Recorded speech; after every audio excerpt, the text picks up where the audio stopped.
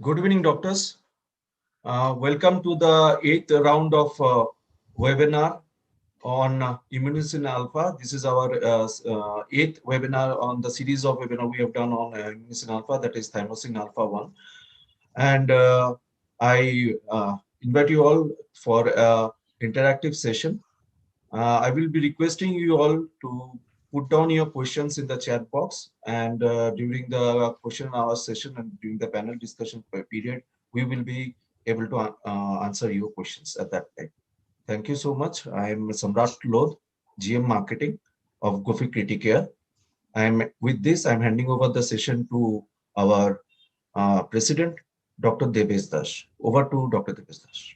Thank you, Samrat, and good evening, doctors. Myself, Dr. Devesh Das, do invite you for this webinar, which we are conducting last 1 year time on behalf of Gufic Bioscience Limited, Mumbai.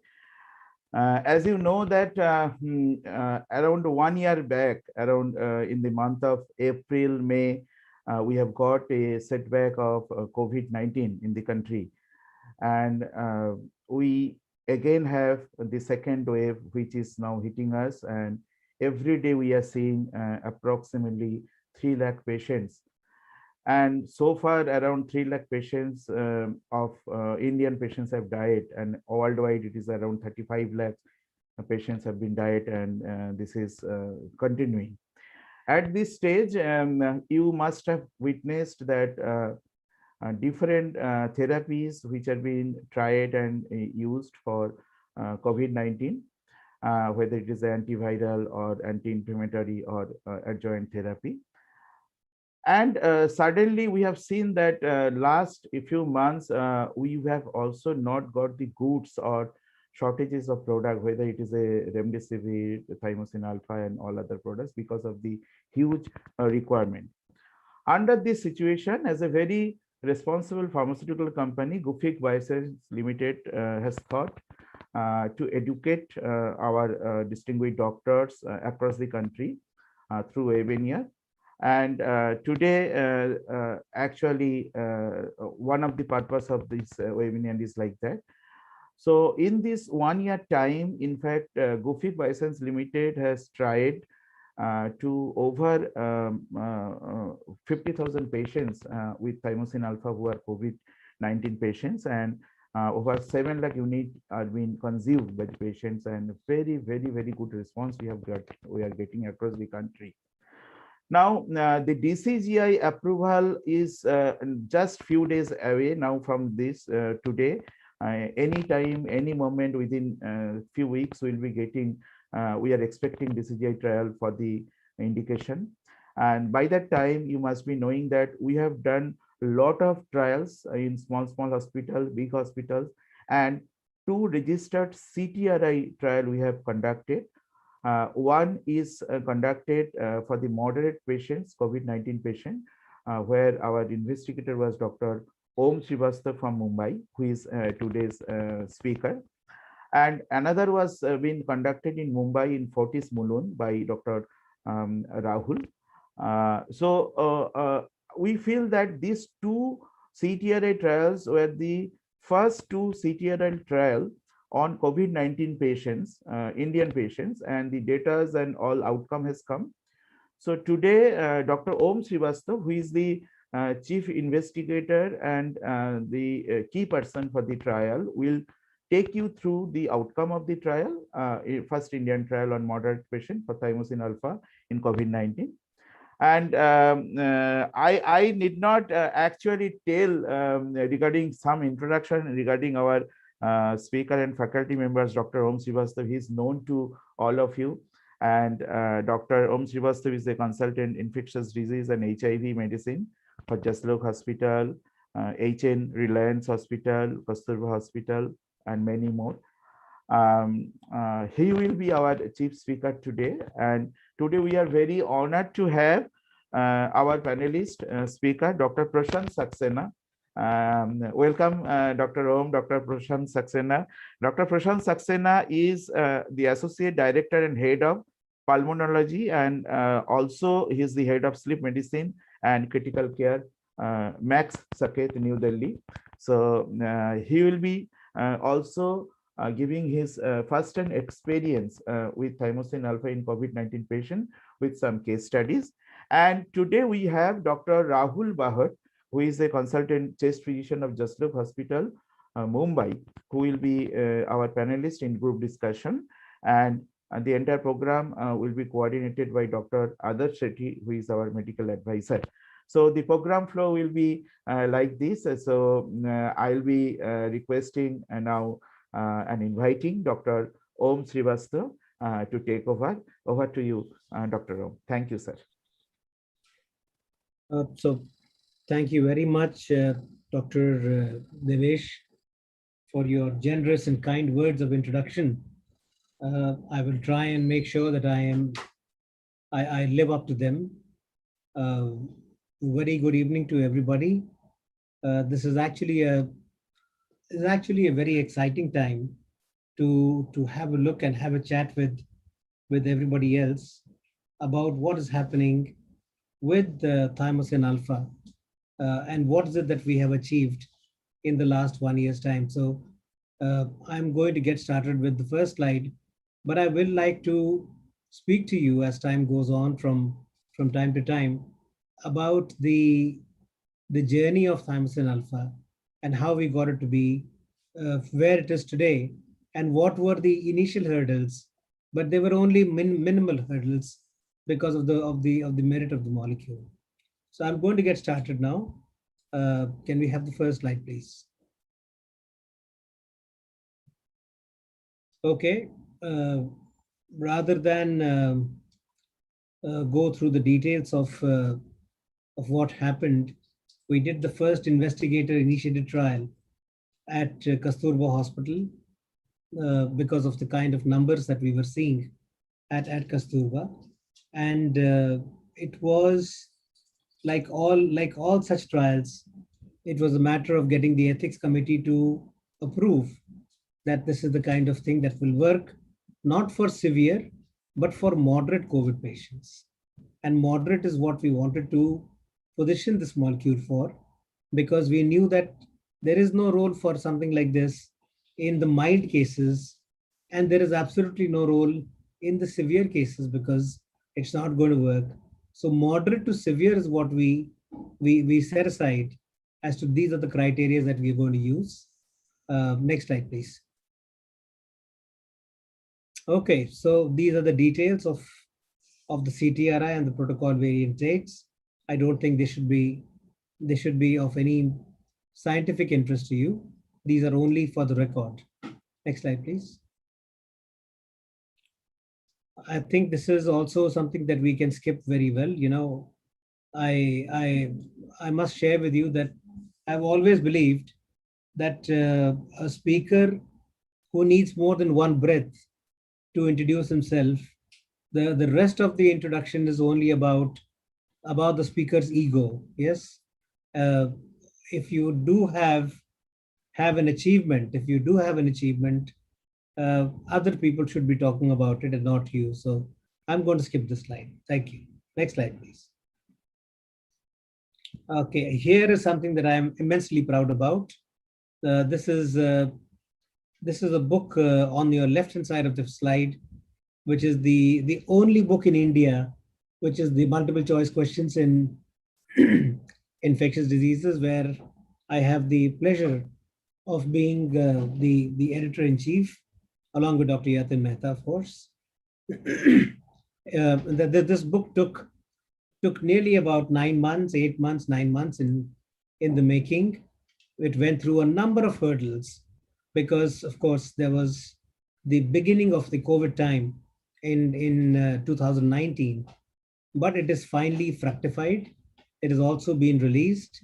It's also available with one set of people, and I'm going to convince Dr. Devesh Das to be the next set of persons who are going to buy and distribute this book all across the country.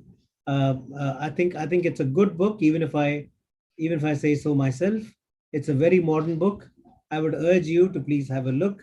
Give me your feedback. And we are already in the process. Already we have sold 1,000 copies, and we are already in the process of talking about the second edition, sometime starting in September. Other than that, there are a number of other publications, which is the textbook of ICU protocols, where I've written this chapter.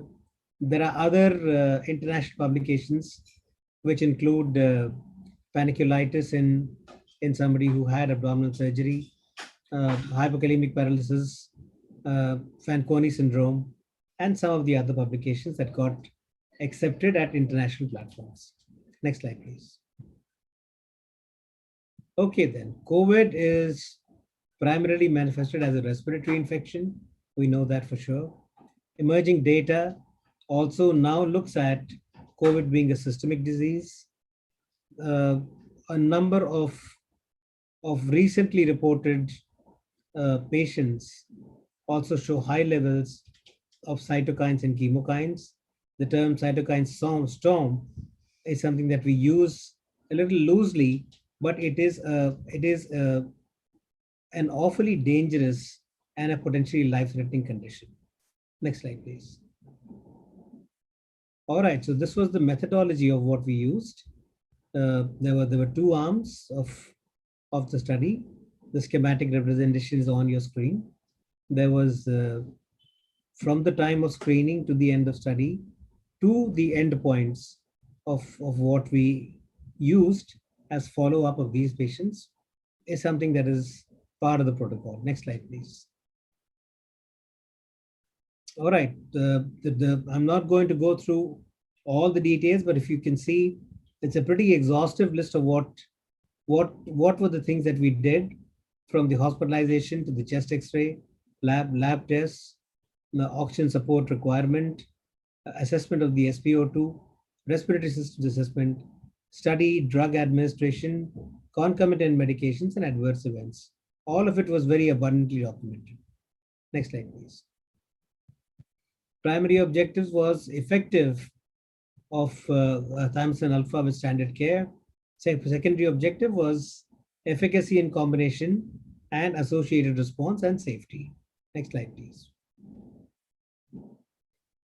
So then, primary endpoint on 7th day of admission, from admission to day 7, I'm sorry, duration in ICU stay, ventilated duration, incidences of all-cause hospital mortality, and duration of hospitalization from baseline to hospital discharge. These were the primary endpoints. Secondary endpoints, of course, was change in total lymphocyte counts, change in ferritin levels, interleukin 6 LDH, evaluation of clinical progression, and the number of treatment emergent and treatment emergent adverse events. Both of these are important because adverse events which are treatment emergent will actually decide how strong your study is, how well powered your study is. So not enough to say we looked at lymphocytes, we looked at ferritins. It's also very important to look at treatment emergent adverse effects. So we made very sure that we were going to monitor this part of the trial as well. Next slide, please. Okay, eligibility criteria, inclusion and exclusion. Those people who were very sick were excluded simply because that disease process behaves very differently. Those people who were moderately sick were kept in the study just so that we would be able to make a difference in the cytokine responses, because ultimately what we are looking at is not for any other aspect, but to see what is the role of Thymosin alpha as a immunomodulator. So immune systems, how they behave beyond a certain point, is that going to be one of the things that we are going to be able to modify in patients who are not very sick, not severely ill, but moderately ill. So these were the criteria for exclusion and inclusion. Next slide, please. All right, total mean duration of hospital days, Thymosin alpha plus, so 15 at an average 15.2, as compared to that, Thymosin alpha reduced the hospital days to stay to less than 10 days. So standard of care and standard of care alone, standard of care went on to about 15 days, but thymosin alpha reduced the stay to about 9.9, less than 10 days time. Next slide, please. All right, this is again a different look at the same data from the previous slide. The Kaplan-Meier curve, the hospital stay is actually, as you can see, it is significantly different with the use of thymosin alpha. Next slide, please. Yeah, again, total lymphocytes. You're looking at several aspects of those things that we looked at, we calculated, and total lymphocyte counts again were very different with or without the use of thymosin alpha. As we are all familiar, the role of the lymphocyte is so critical in your patient's recovery that a lymphocyte that is preserved or a lymphocyte that recovers well with whatever treatment you're giving is going to make the difference between your patients doing badly or doing well. Next slide, please. Yeah, I'm not going to go too much upon these details. Very pretty diagram, but you can see lymphocyte count on day 1, which is baseline, and day 7, which is end of treatment. And this also shows what was the outcome of lymphocytes and how well they responded to the treatment. Next slide, please. Again, different part of the CD4 count, which is again the T lymphocyte, and what happened to the T lymphocyte when thymosin alpha was given as against only standard of care. The T lymphocytes made a very robust, very good recovery. Next slide, please. Okay, again, CD4 counts, which is T lymphocytes again. These are the helper cells. We are also looking at helper, inducer, suppressor, cytotoxic, and percentages and ratios. It's not going to be discussed on these slides, but we looked at all of those, not just one aspect of T lymphocytes, but several aspects, all of them which are important from a clinical point of view. And in all these aspects, our results were very good, very encouraging, even though we had small numbers in multiple centers. All the centers, just about all of them came up with the same result, that at the regeneration of the T lymphocyte, thymosin alpha works. Next slide, please. Okay, again, CD4 counts, as you can see, definitely there is a much better chance of your patients having a recovery of CD4 counts with the use of thymosin. Next slide, please. Yeah, this is again CD8, as I was just mentioning to you. CD8 are the suppressor cytotoxic cells. At the end of day 7, the CD8 counts also, along with the CD4 ratios, were very robust, and that also makes a very big impact on the recovery of such patients. Next slide, please. Yeah, so other markers, there is LDH levels. You can see on your slide as well. Day 1, which is baseline, and day 7, which is end of treatment. LDH levels were also in a number where the total LDH substantially dropped while patients were on treatment. Next slide, please. Okay, LDH in a line graph, same thing, same data, and good results. Next slide, please. D dimers, again, same kind of outcomes on day 1 and day 7. You can see the slide on the right hand side. This is what day 7 looked like, and that again is a very encouraging graph of the day 7 result. Next slide, please. Okay, D dimers again in a line graph. As you can see on the right hand side, the D dimer again is superb. The total amount of suppression of the D dimer with thymosin alpha was very robust. Next slide, please. Yeah, CRP levels, which is a very sensitive marker. The total amount of data that is available now on the impact of CRP in COVID is substantial. And that if you look at the right hand side of your slide, with standard of care and without standard of care, thymosin alpha with standard of care, the CRP levels came down so drastically that it was very remarkable. Next slide. All right, same representation in line graph. Next slide, please. Okay, ferritin levels, again, several markers that we had looked at ferritin levels also had a substantial reduction while people were on thymosin alpha. Next slide, please. Yeah, the line graph of ferritins. Next slide, please. Okay, interleukin 6. Look, to my mind, interleukin 6 is a little bit overrated, right? It's a soluble receptor and it goes only in one direction. So when you use a particular agent, I'm not going to take names of agents here, but when you use a particular agent that works only on interleukin 6, then results can be a little bit misleading. But if you use another agent where it works not only on interleukin 6, but multiple other sites, then the results are going to be much more dramatic, much more dramatic. And that's what you're seeing on the right-hand side of the slide. Next slide, please. Yeah, again, this is a schematic representation. Dr. Naveen, I have to say here, you've done a terrific job of putting all this data together. Compliments to you. Next slide, please. All right, so 8-point ordinal scale, analysis of ordinal scores and proportion of subjects where there is progression or deterioration. This is a complex slide, simply to say that this looks at all the things that we have just spoken about and how patients were evaluated about their coming out of the impact of COVID in their systems and what were the good outcomes in such situations. So it's a complex kind of a slide, but it's still very informative. Next slide, please.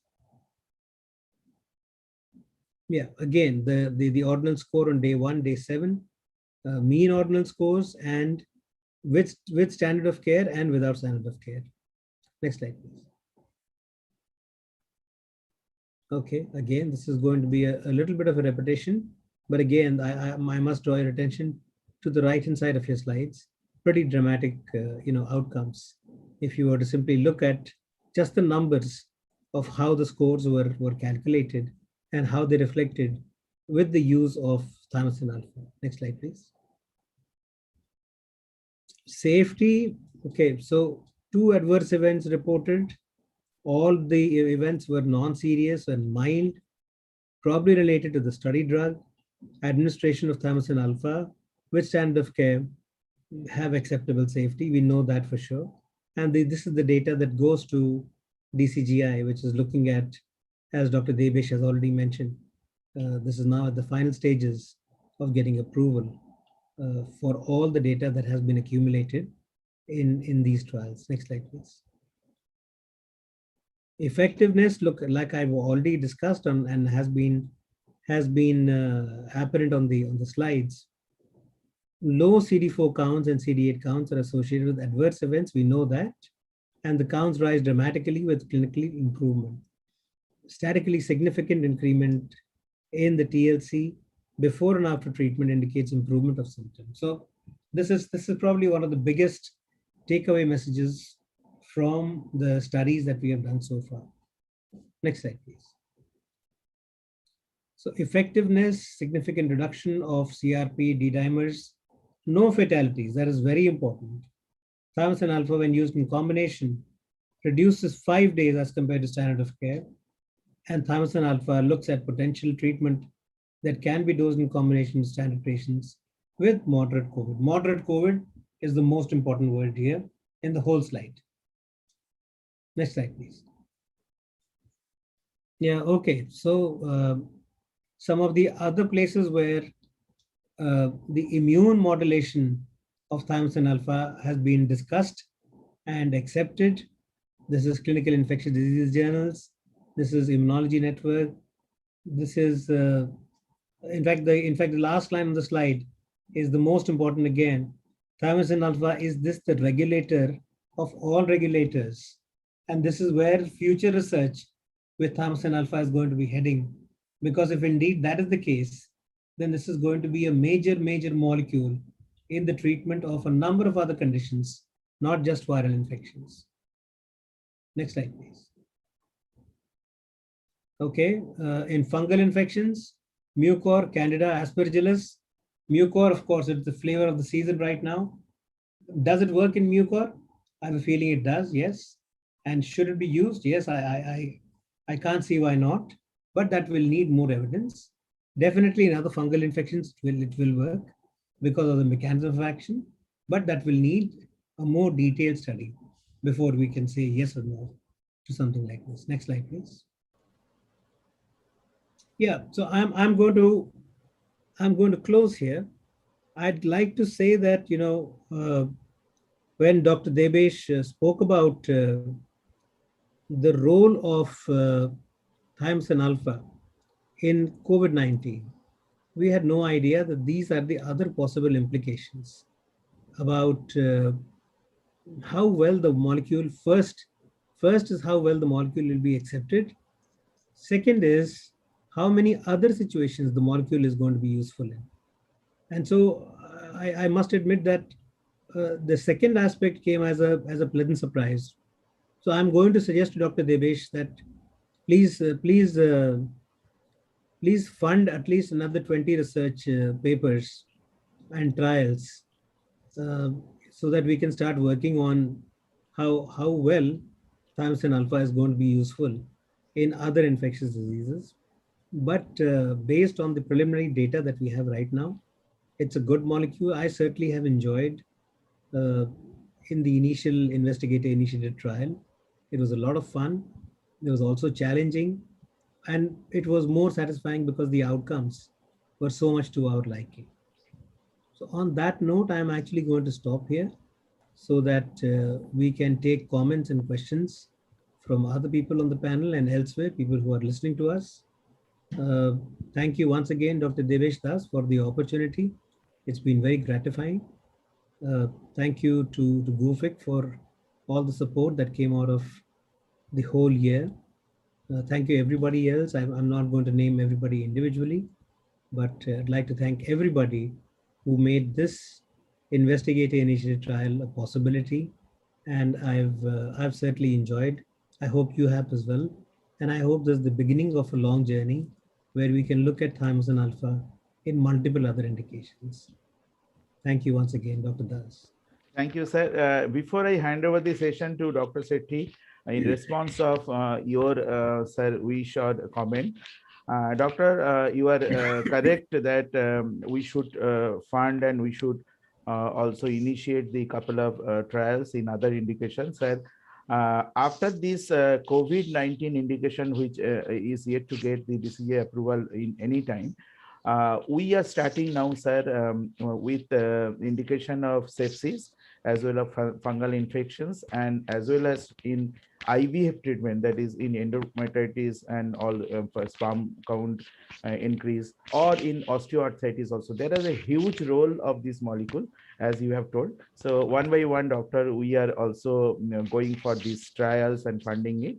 And you remain one of our, I can say that, guru or torch bearer or suggester or advisor or everything for all these things, because I personally feel that when this thymosin alpha is it has come to India once again for revisiting the indications. You were the first person in the country who has taken it, and here you have told that it is having a very good scope, and in 1 year time I am getting the what you have predicted. It is actually more than that, and it will be useful for the patients. And as a very responsible pharmaceutical company, always we will be supporting this academic activity, and you also, doctor, to be a part of this activity. Thank you, sir. Over to others. Thank you, sir. Thank you for the very nice talk. As you said, we are exploring many indications, sir, even the autoimmune indications, rheumatoid arthritis and sepsis, and many autoimmune disorders like osteoarthritis and all we are looking for, sir. Thank you for the nice talk. Now I take pleasure introducing Dr. Prashant Saxena, who is an Associate Director, Critical Care Head, Pulmonology and Sleep Medicine in Mad Smart Hospital. He has underwent fellowship training in Liverpool Hospital, Sydney, Australia, and he's an expert in intervention pulmonology and critical care. And he has a vast experience of 14 years and holds many clinical expertise in the management of various conditions. So he has undergone training fellowships in many different parts of countries like Italy, Greece, USA, and UK, and is a member of many societies. Now I take pleasure of introducing Dr. Prashant Saxena and hand over the stage to Dr. Prashant Saxena. Thank you, sir. Thank you for your time. So, first of all, at the outset, I would like to thank Dr. Devesh, and it's always a pleasure to be part of your group, and I am delighted that we have so many participants and people who are actually interested in knowing and wanting to understand these molecules which have come up, and especially in the management of COVID. And see, Thymosin alpha is, I would just like to give a brief comment. It is not something been discussing. This is something which has been there for many decades, and it has been used for hepatitis B. It has been used in anti-tumor effects, vaccine, adjuvant, and to reduce chemotherapy drug toxicity, HIV, a lot of wide applications of Thymosin alpha. So it is not something which is new. It has got its established usage. It has got its established evidence-based indications. And COVID is one such application where we have some emerging evidence that it can be utilized. And with this background, I would like to present two cases here. And these are short cases. I will not, because of time constraints, I would like to limit the cases to mainly the clinical details. And these are the cases where we have used some molecules initially, and we found some benefit. So I would start with a case on the role of Thymosin alpha in COVID-19 patients. So this was a 46-year-old gentleman, and he was a confirmed COVID positive case. At the time of presentation, the patient was in the mild category, and he was admitted on the 23rd of July. And as you can see, this is last year's case. Now, this is COVID-1 epidemic, which was there. And at that time, there was a lot of initial, patients, and a lot of debate on the therapies and other things, which was going on at that time. And this patient presented with sore throat and fever. And within a span of 4 days, as you can see in the CT scans, which was done later, this patient has progression of the pulmonary infiltrates. As you can see, the infiltrates becoming more widespread and more dense. And once we had a look at the lymphocyte count, we could see that the neutrophil lymphocyte ratio increased, and there was a lymphocytopenia in these patients. And at that time, since the patient has progressed, because at that time the guidelines had come for remdesivir use, and we started using remdesivir on the same day. And that was the era of tocilizumab. And the interleukin levels were high, and we had given one stat dose of tocilizumab, 400 milligrams IV. And this patient by that time was requiring non-invasive ventilatory support. And though we were able to maintain the oxygenation on the NIV support, but the patient was tachypneic. So this was the total leukocyte count. As you can see, there is neutrophils, there's a neutrophilia, and the lymphocytes are low from 25th till 31st of July. And if you look at the literature predicting the severity of coronavirus disease, and I think we all must be aware of that patients who had all those patients who had a severe COVID, they had a higher neutrophil count and a higher neutrophil lymphocyte ratio with a lower lymphocyte count than patients with a non-severe COVID. So these markers might help the clinicians to monitor and predict the disease severity and prognosis of COVID-19. Another, if you look at the bulk of literature about the T cell depletion and reduced functional capacity of T cells in the peripheral blood cells, if we look at this, we may predict the severity of COVID disease progression in COVID-19 patients.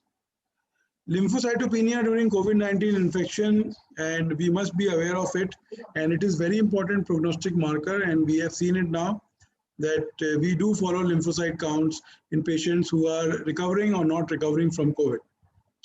And this is a meta-analysis which was published last year, and which again showed that lymphopenia is very important marker of prognosis, because if you have a lymphopenia on admission, it is a marker of poor outcome in COVID-19 patients.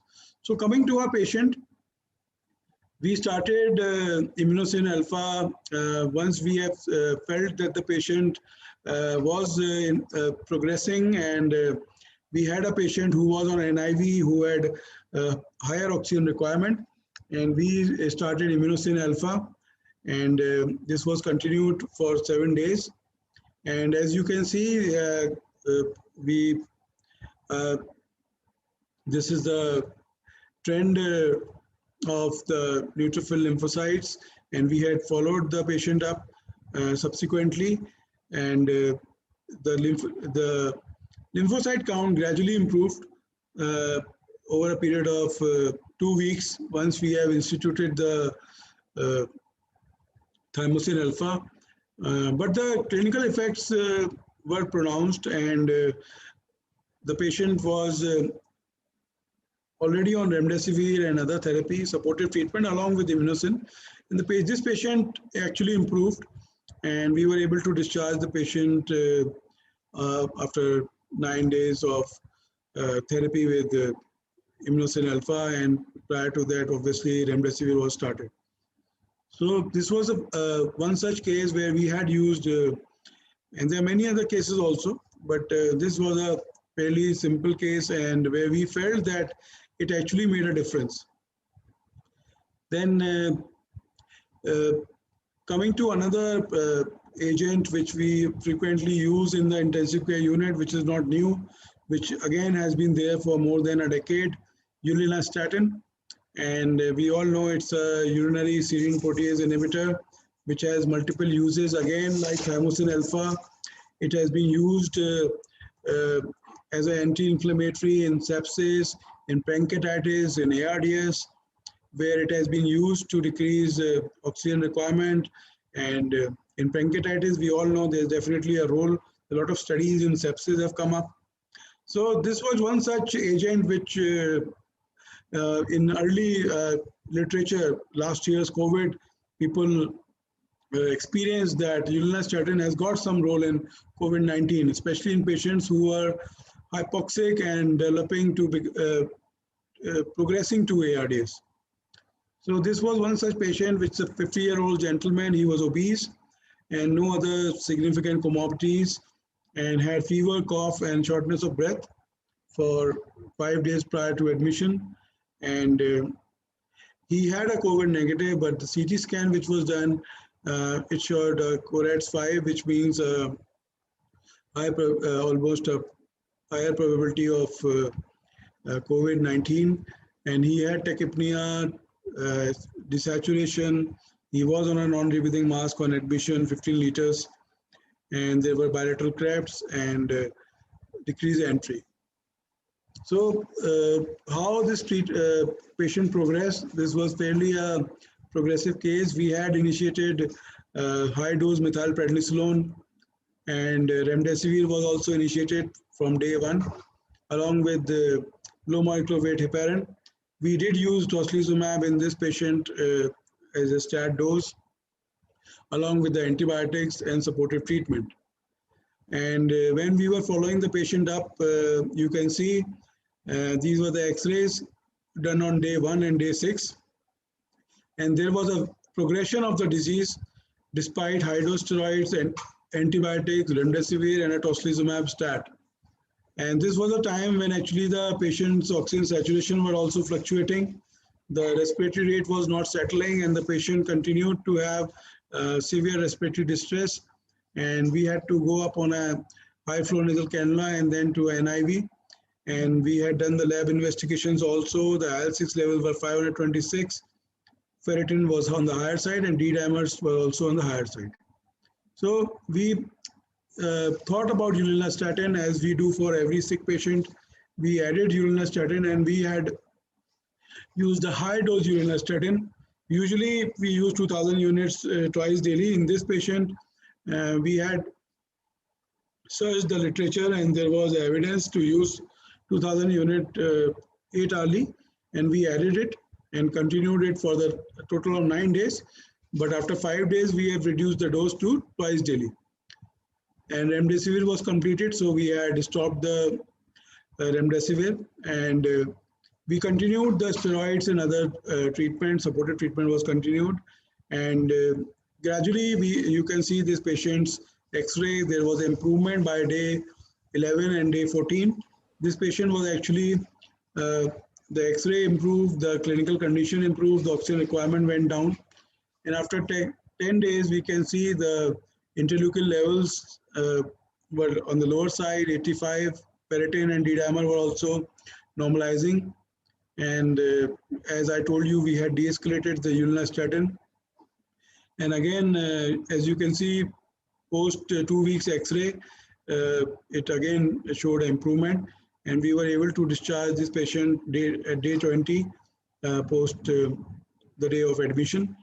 And so this is another such case where we had actually initiated ulinastatin a bit early in this kind of a patient, and he was already on all the essential requirements of COVID, and we found that it was a safe and effective option in these patients and can lead to rapid improvement of symptoms. Thank you. So I would like to end my 2 cases, and definitely I feel one thing I would like to clarify, see these cases we have used these 2 molecules, but I will not like to give any such message that these were the only molecules with which we were able to salvage our patients.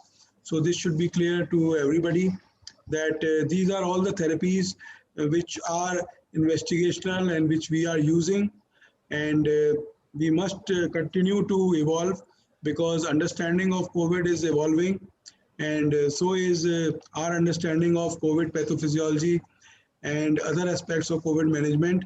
Every day we find new evidences, so we should keep ourselves updated. But definitely these drugs are there for a long time, and we have seen that these are safe and effective agents in many other indications. So we should logically and effectively use these molecules for management of COVID-19. Thank you, Dr. Saxena, for a nice talk on the 2 case reports of thymosin alpha and ulinastatin. Now I want to introduce in the panel Dr. Om Srivastava, as you already know, and Dr. Saxena, and one more panelist is Dr. Rahul Bahut, who is a chest physician from Jaslok Hospital, and he has a very rich experience from past 11 years. Welcome, Dr. Rahul. Yes, sir, I'm there. Yeah. So we are getting questions. The first question which we are getting is, so from what day we have to start the therapy of thymosin alpha? I'll pose this question to Dr. Om Srivastava. Sir, what do you suggest? When is the right time to start the thymosin alpha treatment?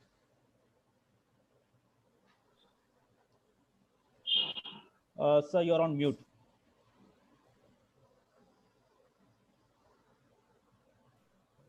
It was asked by Dr.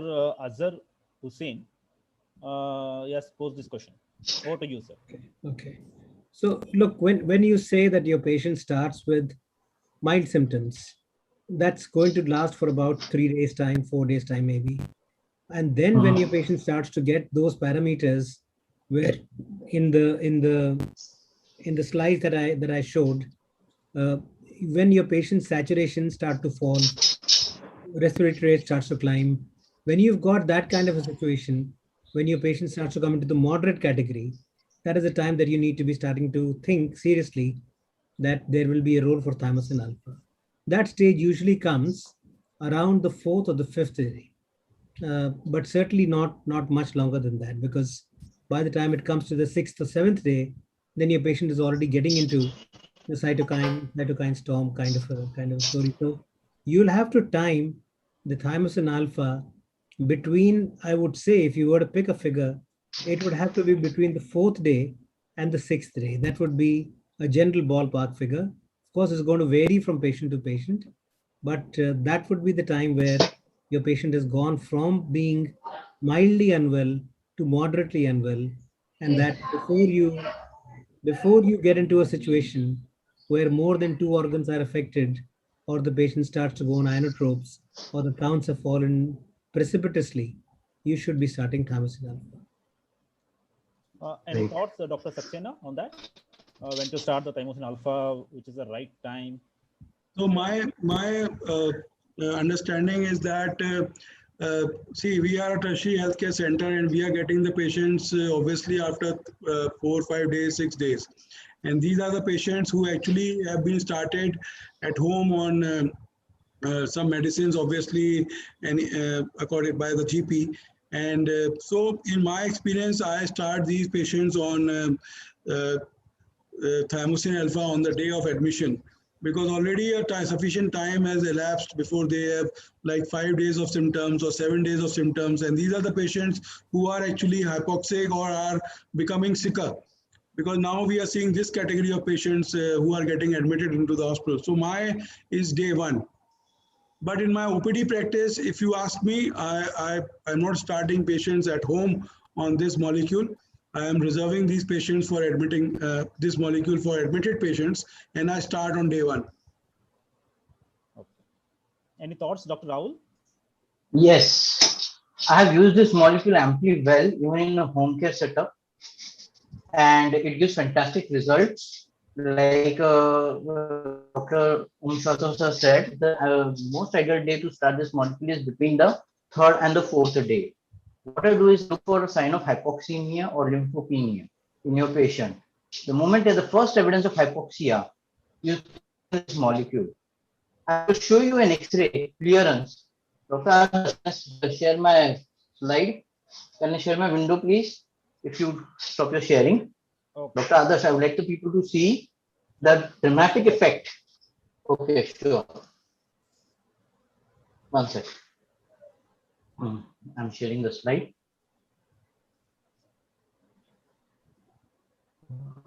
Can everybody see slide of mine? This was a 78-year-old female with comorbidities like hypothyroidism, hypertension, in IHD, also having a obstructive sleep apnea with COVID, with type 1 respiratory failure with a COVID pneumonia. As you can carefully see here, this patient was advised by us to start on Immunocin alpha at the first for hypoxemia. But as everybody is reluctant to start, the primary decided that he would wait for some days. So he started with meropenem, but the patient continued to deteriorate. And when after 3 days, the patient shifted the consultants from primary to my care, we just added to the regimen Immunocin alpha and urinastatin in a dose which is told to you. This is at 9th we took the patient in our care. Patient off BiPAP with near total clearance and on room air. This is what this molecule is capable of achieving. But mind you, it is not the primary treatment. It's an add-on treatment. Just like we have steroids for asthma, we have Immunocin alpha and urinastatin for sepsis and COVID-19. So this is I wanted to talk to you guys, because one person told me that, why are we sharing? There was one question, Dr. Adarsh, I would like to take that. How does this molecule increase the CD4 lymphocytes, right? See, one sec, I'm just taking this another slide up. Okay. I would like you to see why are we using so much immunomodulation, or why are we selling so much immunomodulation to people, right? We are using the immunomodulation because in sepsis and in the COVID, the pathology remains basically the same. What happens is there is a loss of T lymphocytes as a basic fundamental pathology, and we replenish the T lymphocytes. One sec, I'll put up a slide which will tell you why are we using it so much. Okay, one sec. The slide comes back. One sec. Yes, I'm showing you the slide. Screen 2. Yes. Introducing the champion. Why I call it the champion? Because this champion is naturally occurring in the human body. It's a normal molecule which we take. And in a study population of total 60 elderly age group, this was the immunomodulatory effect of alpha thymosin seen at a dose of 1.6 milligram at a time, once a day for 2 days. This is a long-standing study done long time back. You carefully see the monocyte CD4 CD8 ratios and CD14, all the markers are reversed. But why are we so much interested in this markers being reduced or improved? Because we know that in all the this is the slide which I want you to see. All the outcome of present line treatment strategies for all strategies miserable until and unless instituted properly in time. Now, can we make a difference? Yes, we can make a difference. We can make a difference here. How do we make a difference? We should know the target. See, if you see the response, the hyperinflammatory immune response, this is the place where we all target. You give steroids, you give immunosuppressants, and you try to bring the curve back to recovery curve. But nobody tries to hit, yes, hit the adaptive immunity, right?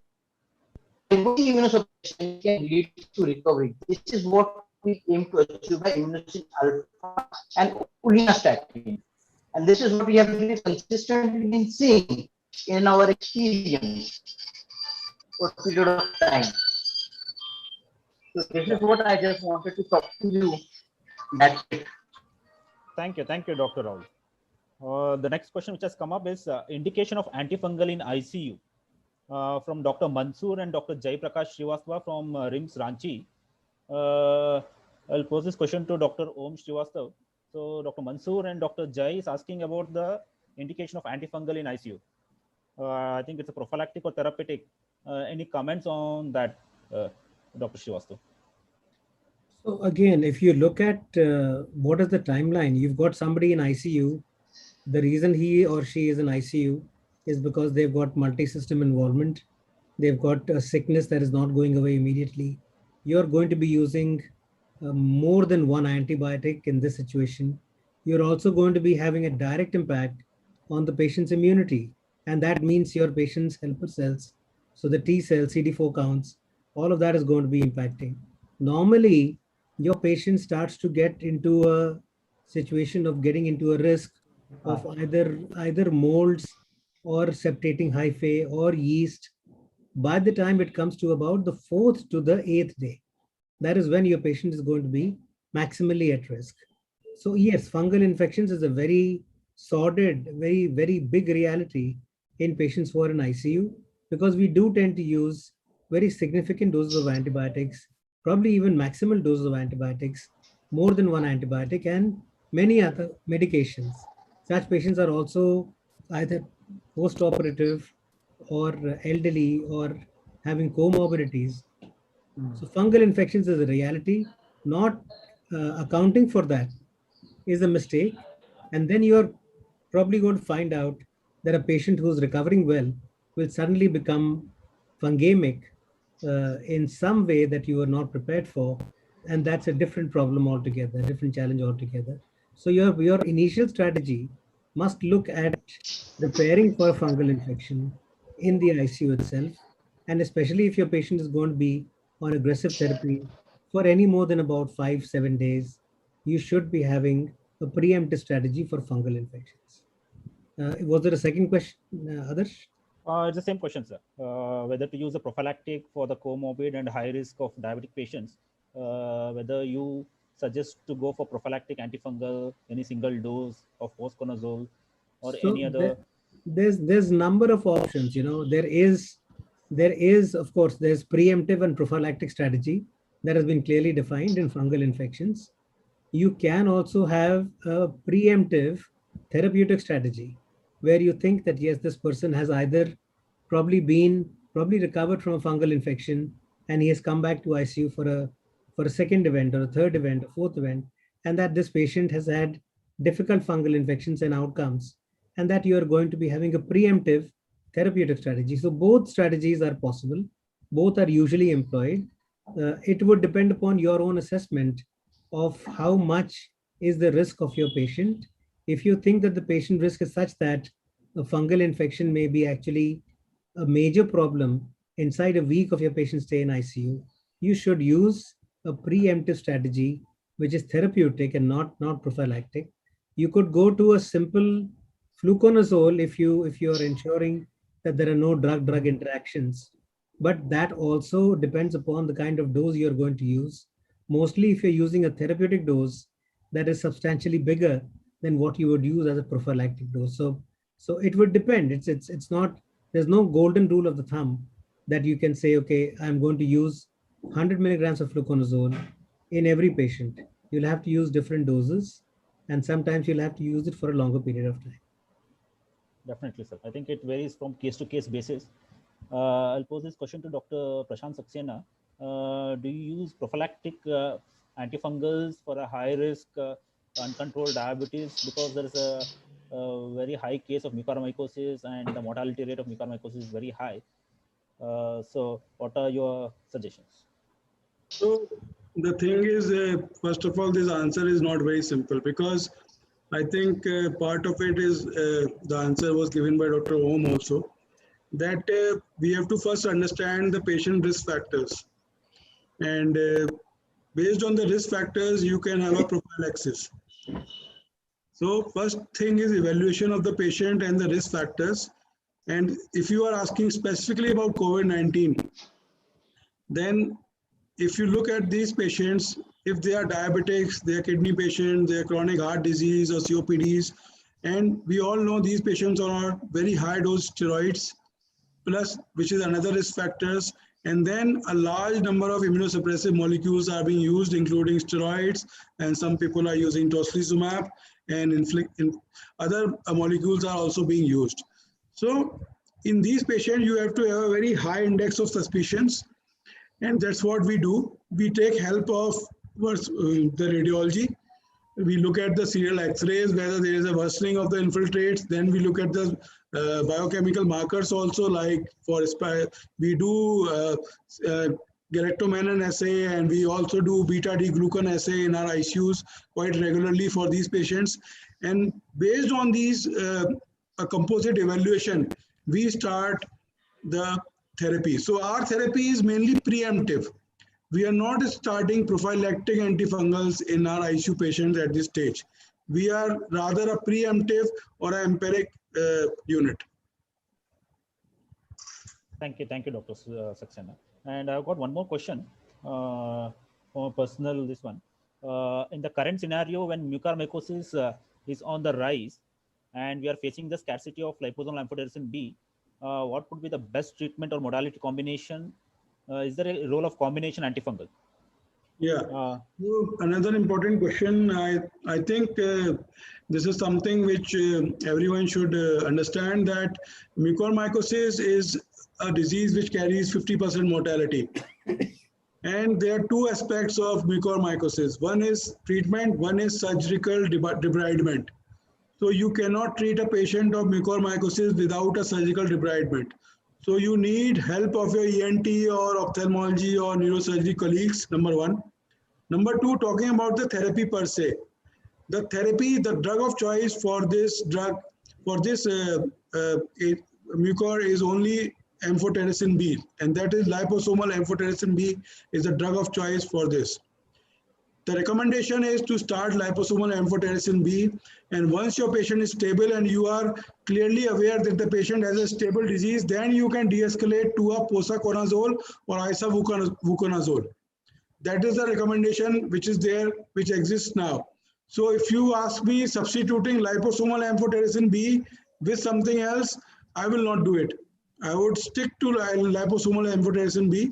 And I think it is widely available. There is no scarcity, especially I have not witnessed any scarcity of liposomal amphotericin B. Thank you, Dr. Prashant. So any thoughts, sir, Dr. Om, sir? No, he is right. Dr. Prashant is absolutely right. The drug of choice remains amphotericin B. Once you know that mucor is involving the bone, that dose is slightly higher, 5 milligrams per kilogram. If it is not involving the bone, you can maintain at 2 or 3 milligrams per kilogram. Once you have finished the most aggressive, intensive part of the treatment, you can go to posaconazole. Isoconazole is a very good alternative right now. We've got about 30 patients of mucor. So now not every mucor is going to be completely fatal. There is, rhizopus. There is also rhizosporidium, and that varies and functions differently. But the mainstay is to debride as copiously as possible, because it is going to keep eating into the flesh and the bone of the patient, from the brain to the eyes to just about every part of the face, other parts of the body as well. So the whole regimen has to be surgical debridement along with medications, and not one over the other. Both of them have to be done simultaneously.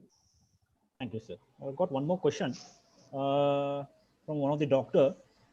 He says that we say that cytokine storm is due to the increased activation of T cells and macrophages secreting harmful cytokines, and thus suggesting the usage of CD6 antagonist or other biologics, thus reducing the proliferating T cells. So how to say this molecule thymosin alpha, which actually increases the T cells, has a beneficial role in immunological point of view? I think I'll pose this question to Dr. Om Srivastava. I think he's the best person to answer this question. Over to you, sir. So I'm not sure if by saving the molecule, you're going to be benefiting the patient. See, cytokine storms, whether COVID or not, of course, we've studied COVID quite extensively in the last. Cytokines will go by several pathways, starting from the CD markers, starting from CD1 itself to CD6 to CD17 to CD56 to CD78. There are about 43 or 44 cell determinants that will lead to the cytokine pathways, but that's not the only pathway. There is tumor necrosis factor also. There is interleukins also. So all of these will work in tandem. They work together. They're like thieves. Once they know that there is a system that is weak, they will all be working together in tandem and attacking a weakened immune system. So when you use something like thymosin alpha, it almost functions, it's not identical, but it almost functions like a monoclonal antibody. And what that will do is, it will simply block every pathway of the inflammatory response that is going to damage the patient's immune system. So there still will be some damage, but the minute you start thymosin alpha in the correctly selected patient, that kind of damage will get minimized and it will stop within the first about 3 or 4 days time. But again, you've got to pick your patient carefully. It's not a magic bullet. It's not going to work at any time that you start it. So you've got to be able to time it correctly.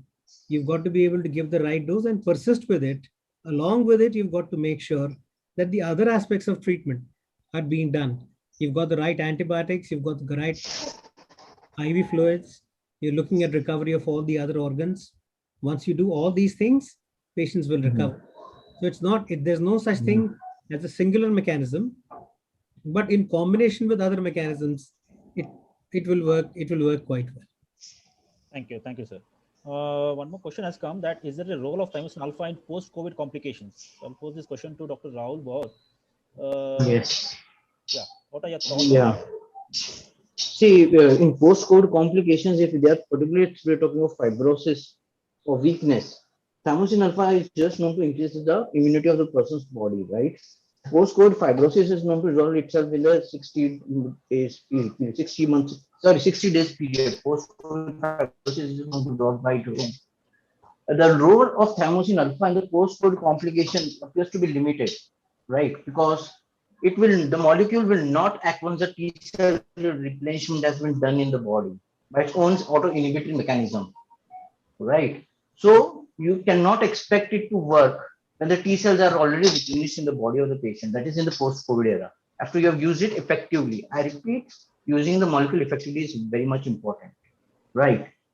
So it is not a drug which you will just you can use it as spree spending. Like You have to time it like Dr. Umshwasa sir said. You have to bring it at the right time in the right way to get the maximum effect out of it. And its auto-inhibitory mechanism will definitely stop the drug from acting once the T cell replenishment is done. What COVID does is it causes other damages, which we have to treat as they come back. Okay. Thank you, Dr. Rahul. So one more question has come. Is there a need for a drug which reduces hospital days and oxygen if it's not reducing mortality? I'll pose this question to Dr. Saxena. There is a one drug which can reduce hospitalization and the oxygen supply. Since there is a lack of hospital beds these days and the lack of oxygen. So is there a need? So if you ask me about the evidence, then remdesivir is one such drug which has shown to reduce both the length of stay and oxygen requirement in these patients. Then the other, obviously, we use steroids. Steroids have been used in these patients, but I would say there is a major abuse going on nowadays of steroids. Every patient is getting steroids right, left, and center, which should not be the case. The third molecule, which obviously has come up, which is the new 2-deoxy D-glucose, which is the new drug which has come up and recently recommended. And this drug has been shown to reduce the oxygen requirement and improve outcome in the patient, but we have not used it. So this is something which can be a value addition. Otherwise, no other agent has so far shown reduced. If you ask me in an OPD setting or a semi-home management like setting, these are the three agents which have primarily reduced length of stay and improved oxygenation. I think any thoughts, Dr. Srivastava, on the same? Yeah. So look, there are a number of. I'll tell you the future of the management of COVID is actually going to be on immunologicals. It's not going to be an antiviral. Yes. It's not going to be an antibiotic. It's not going to be on something which is a general kind of a molecule. There may be a role for something like plasma, but other than that, it's going to be very specifically directed towards modifying the immune system. And like thymosin alpha, there will be a number of molecules. There are a number of the basiliximabs, the bevacizumabs. There are a number of such molecules. My own experience with 3 or 4 of the newer agents has been quite ordinary, really. I don't think that they're very effective, but I may have seen it in the wrongly picked patients. I've now used it in about 23, 24 patients, 25 maybe. But I have not seen anything quite dramatic as the results of thymosin alpha in these patients. That may change, but that's the story in my personal experience right now. So I think that the future of modifying such infections like COVID-19 are going to be about immunomodulation. They're going to be about immunomodulation, and that it will be modified. It will be made more expansive in time to come. But that's the direction where it is heading, I think. Thank you, sir. One more question has come: that is there any role in vaccine efficacy? I think this is the best person to answer is Dr. Srivastava only. I think is there any role of this thymosin alpha in vaccine efficacy? Because we do have some data of this thymosin alpha in influenza vaccine, where it has given to the elderly patient because elderly patients are less responsive and immunological response is very less, and the antibody production is very less, where they have done some studies in influenza vaccines. Any thoughts on the same, sir? So vaccine is, completely uncharted territory. We know that there are messenger RNA vaccines. We know that there are adenovirus mounted vaccines. We know that there are multiple vaccines that are going to go into directions where we don't quite understand what is going to be the outcome of such vaccines in 5 years' time or 10 years' time. We'll know about that as time goes on. There may be some merit in trying to modify the vaccine response by an agent like thymosin or something similar, but I think it's uncharted territory. We'll probably know more about it in the next maybe 3 years, 4 years, 5 years. It's going to be an interesting time, because all those things will definitely impact on the outcomes, but it is too early. It is too premature. It is too early right now to be able to comment on that. Thank you, sir. The one last question which has come from Dr. Hemant Banga. He asked that the slide before results shown by you tell us that the more number of patients having worsen of disease in thymosin alpha group as compared to SOC, standard of care.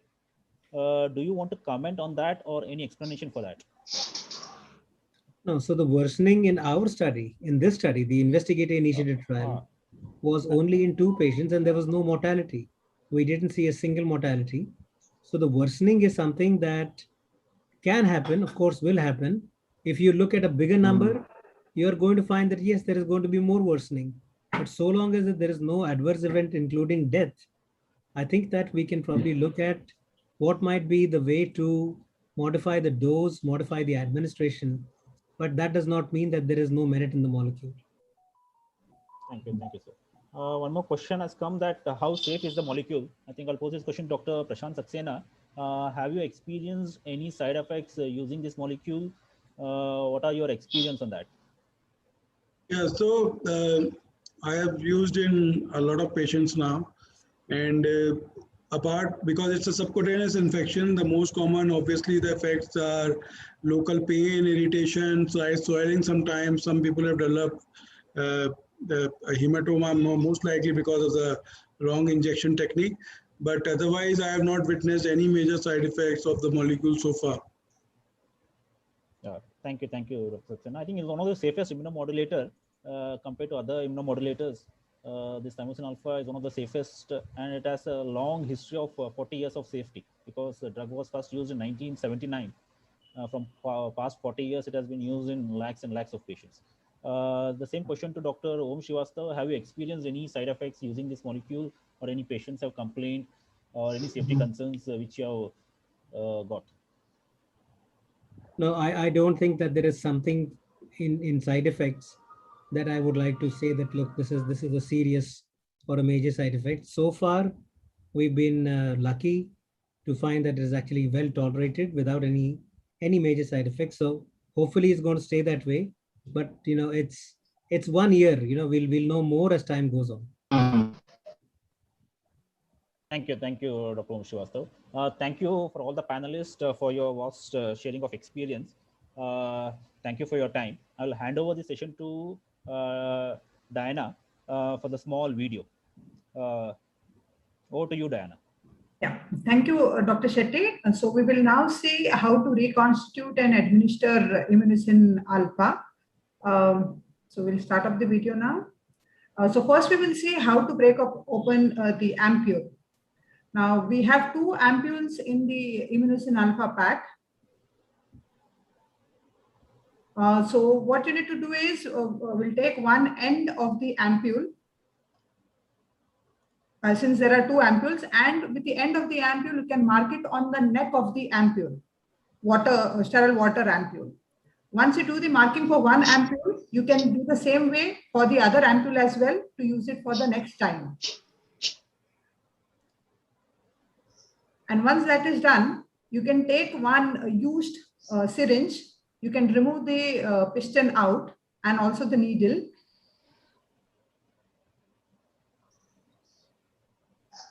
And with the open end of the syringe, you can just put it onto the neck of the ampule and give a little amount of pressure. The moment you give little pressure, it will break open, as you can see. This is the most easiest way to open up the vial, the ampule. And with the new disposable syringe, you can just take the 1 ml of the sterile water into the syringe. It's a 2 ml syringe. You can take 1 ml because the ampule has 1 ml of sterile water. And then you can use it for reconstitution. Now the second video that we will show is for reconstitution. So as you can see, as I said, there are 2 vials and 2 sterile water ampules inside the pack.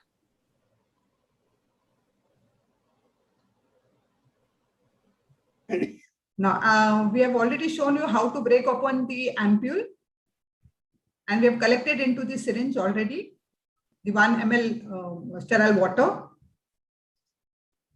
Now we will reconstitute this into the vial. We will inject the entire sterile water into the vial.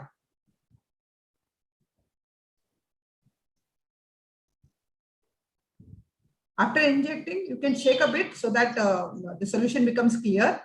And once that is done, you can take one insulin syringe, which is of 31 gauge needle. Of course, this syringe is called as insulin syringe, like I said. This syringe will be easier for you to administer as well as to take. You can take the entire content of the vial into the syringe. Now, since the needle is very fine, very thin, because it is a 31 gauge needle, so it will take little bit of time for you to take the entire content of the vial. You have to take about 1 ml, that is 40 units in the syringe as per the marking on the syringe. So slowly you can take the entire content, about 1 ml into the syringe, as you can see.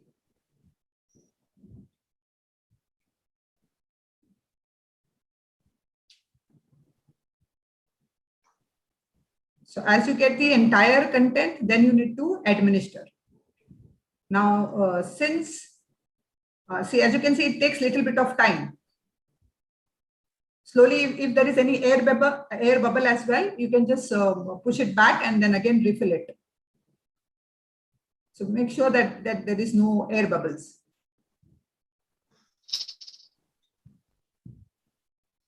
So once the entire content is in, you get 1 ml of the entire content, then you can administer it. This you can administer subcutaneously. The best area to administer is near the umbilicus, or you can give it in the thigh region as well. So you can just sterilize the area where you need to give the injection, just sterilize, and you can hold the area where you need to inject and slowly inject it. Once injected, there is no need of rubbing. Just sterilize again and then you are done. This is how you can administer, do the self-administration as well, and the easier way to do it.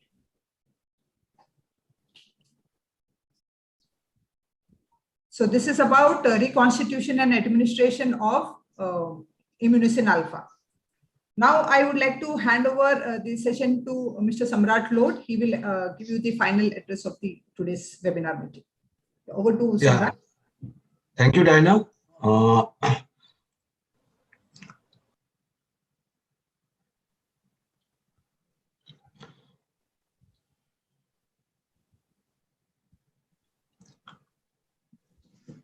So this webinar was sponsored in technical collaboration of Gufic Criticare Limited, and this session was sponsored by Immunocin alpha, modulates immunity perfectly from Gufic Criticare and Gufic Criticare Limited.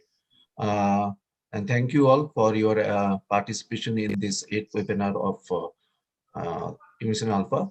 And with this, I will be handing over the session to our Assistant Vice President, Mr. Shekhar Ale. So over to you, Shekhar. Yeah, thanks, Samrat. Good evening to all. Regards from Gufic Criticare. I am Shekhar Ale, heading Gufic Criticare in India, Nepal. Thanks to all delegates for joining with us from your busy schedule. We are thankful to Honorable Speaker Dr. Om Srivastava, Consultant Infectious Disease and HIV Medicine of Jaslok Hospital, HN Reliance Hospital, Kasturba Hospital, Mumbai, for giving your valuable time.